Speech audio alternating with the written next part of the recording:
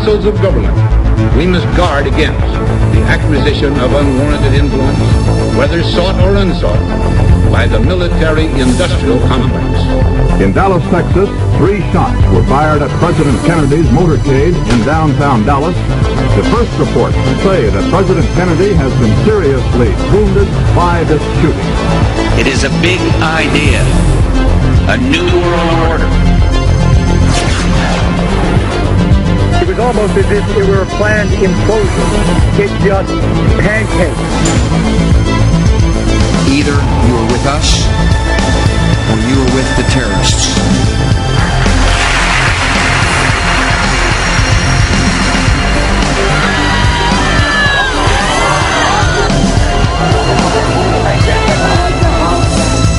But I also believe that a lot of gun owners would agree that AK-47s belong in the hands of soldiers, not in the hands of criminals. Guns will be taken. No one will be able to be off. We have to take all of them. For many of the police and guard troops, it is an uncomfortable job to do this in an American city. Global governance at last. Is it one world? The central bankers in charge. But aren't we all just living and dying for what the central banks do? As for me, give me liberty or give me death!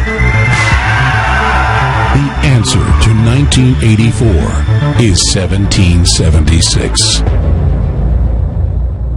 Welcome to the InfoWars Nightly News. I'm your host, Jakari Jackson. Here's what we have in store for you on this October 16th, 2013 edition.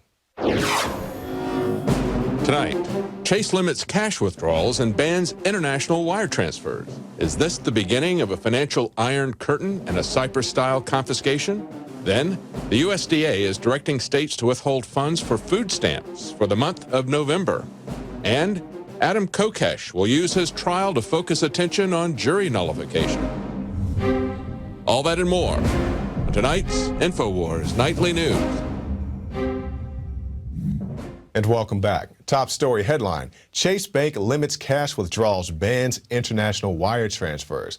Now, this is a story we'll go into in great lengths later this broadcast with Paul Joseph Watson, and we'll also show you what happened when Anthony Gucciardi called Chase Bank earlier today. But this article stemmed from a document we received from a Chase Bank customer outline just what we told you, that they're saying that Chase Bank, that they're going to limit your cash withdrawals. And like I said, we'll talk more about this in depth at the end of the broadcast. But for right now, let's look at this. Crisis: USDA orders states to withhold electronic food stamps. Now, we've seen the riots and the storming of Walmarts and so forth go on in recent days, and that's just a brief preview of things that could come if the food stamp situation gets any worse.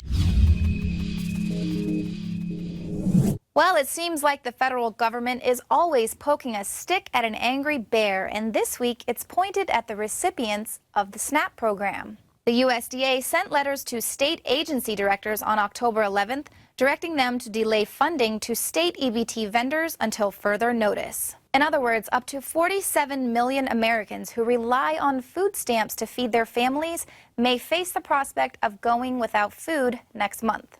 Considering the fact that a 2-hour glitch in the EBT system led to many riots and looting last weekend, imagine the reaction of millions of Americans living near the poverty line when they learned that they might not be credited next month due to the government shutdown. It could impact us, and it's going to cause problems, because then you're going to come to find out you're going to have people starting to steal and do what they have to do to survive. So the government is delaying funding for the nutritional assistance program, and this is alarming considering the fact that government dependency has skyrocketed during the Obama administration. Senator John Thune said since President Obama came into office, SNAP participation has increased at 10 times the rate of job creation, and that increase in dependency is no coincidence. By pushing for massive enrollment into SNAP, the Obama administration is making a sizable number of people dependent on welfare, which the government controls at a whim. But is sending the nation into panic mode part of the globalist plan?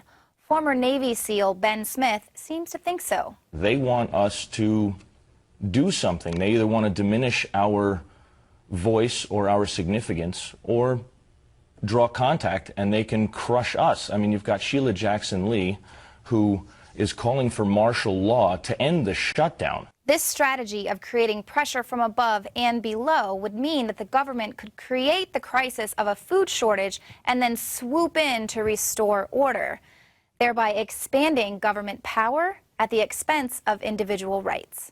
Reporting for the InfoWars Nightly News, I'm Leanne McAdoo. Now, I'm sure there are many good, decent, hardworking people on EBTs and food stamps who just maybe they lost a job or the kids got sick and they couldn't afford the bills, but there are other people who take advantage of the situation, so just go ahead and watch this clip.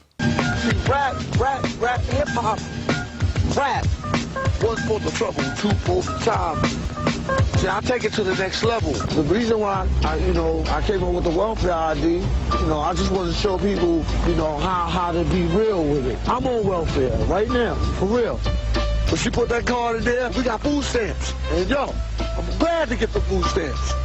Why wouldn't you want to get free money? Why wouldn't you want free money? Well, the problem with free money is that free money isn't free, whether it's welfare or banker bailouts or anything else. And that's a rapper, Old Dirty Bastard from Wu-Tang Clan. And God rest his soul, I'm not trying to speak ill of the dead, he's passed on now. But that's just an example. The guy is riding around in a limo to pick up his welfare check, and he has his welfare card on his album. I mean, I don't think the guy was exactly hurting for cash. Not all rappers are super rich, but I think he could afford, not to be on food stamps and welfare. So let's switch gears right here. Kokesh arrives in federal court for a pretrial hearing on Second Amendment. Kokesh's case is expected to go to trial on October 24th, and he has been in federal custody since July 26th when he was denied bail. Kokesh is expected to use this trial to inform the public of their right to nullify laws they find unjust. And I spoke to Lieutenant Governor candidate Jerry Patterson, and he said there's a time to nullify, but he said there's also a time just to ignore laws. Not speaking specifically about the Kokesh case, but he says, sometimes you just have to ignore law. Excuse me, sir, what are you doing? I'm minding my own business. I suggest you do the same. And I believe that's what Adam Kokesh was doing in a more in-your-face way, I will admit. If you're not familiar with Adam Kokesh, he is a broadcaster/activist who dared go to Washington, D.C. with a loaded weapon, something that the D.C. police claim is illegal, even though that's been turned over in court cases. So anyway, they go to his house, they raid his house, they blow open his gun safe, take him into custody, deny him bail, leave his girlfriend bleeding on the floor, and that brings you up to speed with where we all are today.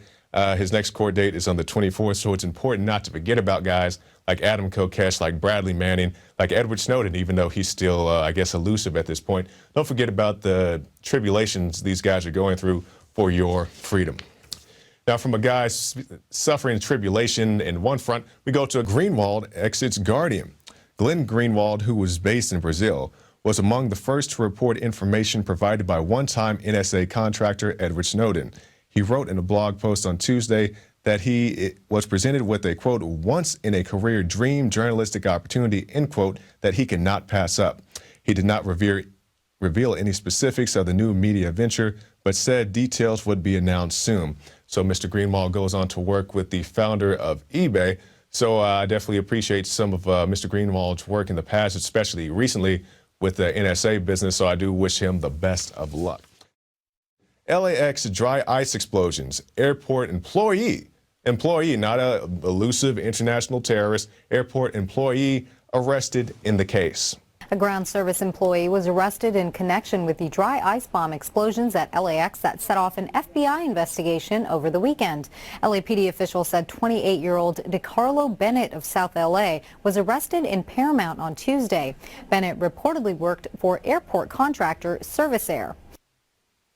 So we see here's a guy who's running around basically with what a lot of people consider to be kind of prank bombs, because you remember recently, I believe it was a beauty queen, had to give back her crown because she was driving around town throwing out these dry ice bombs. And I bet you money that somebody's going to try to put some real tough regulations on dry ice, because you can potentially use it in some type of explosive device, just like you can potentially use pseudoephedrine to make meth. All these pre-crime notions that if you have something, you may potentially do something bad with it someday. It's like, let's ban bathwater because you may try to drown somebody in your bathtub one day. And that's exactly what we see here. But also we see a guy, if the story reigns true, it's still under investigation. You have an airport employee who's running around. I'm pretty sure he thought it was a prank. He thought it was a good time, even though I think it's a very stupid thing to do, setting off any type of explosion inside of an airport.